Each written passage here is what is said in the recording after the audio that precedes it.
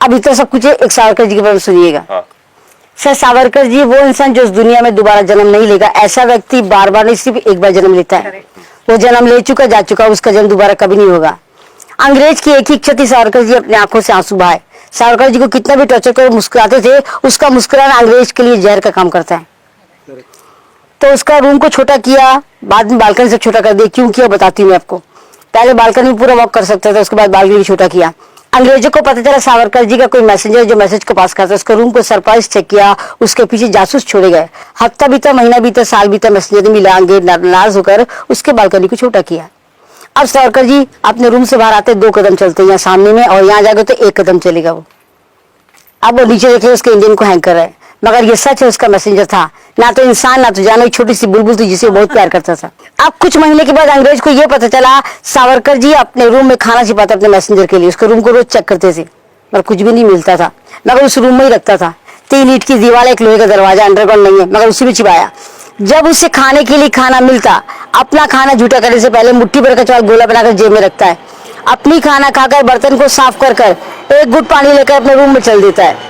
जैसे रूम में प्रवेश किया, एक सिपाही बंद करके चला गया। सिपाही के जाने के बाद उस चावल के गोले को निकाला, पानी में डाला, दोनों को घोलने लगा। दोनों घुल कर गाढ़ा पेस्ट बने, वो पेस्ट को दीवार में लिप दिया।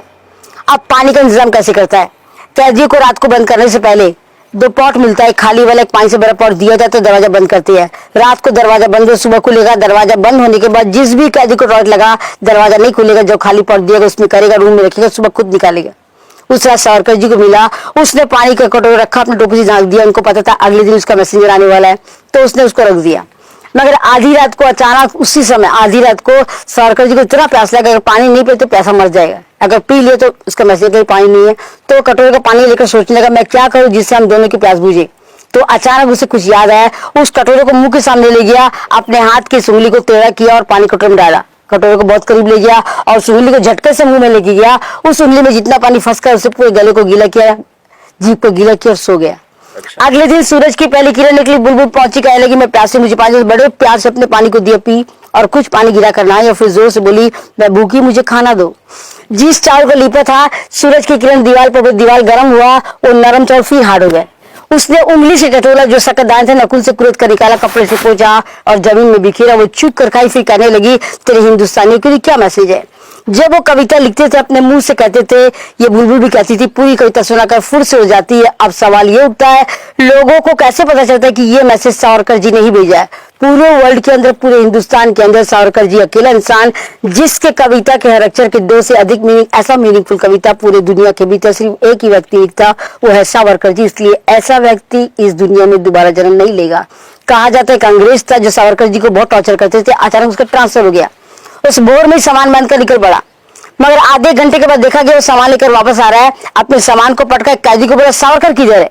तो उस कैदी ने बड़े सम्मान पूर्वक सावरकर जी वहां काम कर रहे हैं। ये सामान को पटक के दौड़ते हुए गया, खड़े होकर कहने लगा तो किस मिट्टी का बना है? क्या तेरे शरीर में पानी नहीं कि तुझे माँ ने जन्म नहीं दिया? तू रोता क्यों नहीं है? तो सावरकर जी मुस्कुरा दिए, तो उसको जलन होने लगी। फिर पूछा तो किस मिट्टी का बना है? क्या तेरे शरीर में पानी नहीं कि तुझे माँ ने जन्म नहीं दिया? तू रोता क्यों नहीं है? तो सावरकर जी मुस्कुराते हुए उसके करीब आए। 1 सेकंड के बाद ठहरकर उस अंग्रेज के कंधे में हाथ रखकर उस अंग्रेज को जवाब दिया, अगर तुझे मेरे आंख में आंसू देखना तो तुझे एक बार हिंदुस्तानी बन के जन्म लेना होगा। जिस दिन तुम हिंदुस्तानी बन के जन्म लोगे, इस धरती पर पैर रखोगे, अपने आंख को खोलोगे, आंसू दिखाई देगा, क्योंकि मेरी आत्मा रोती है, मेरी आंखें नहीं, और मेरी आत्मा को मेरा हिंदुस्तानी देख सकता है। कहा जाता है इस शब्द का मीनिंग जानने के बाद वो अंडमान निकोबार आने की हिम्मत नहीं कर पाया।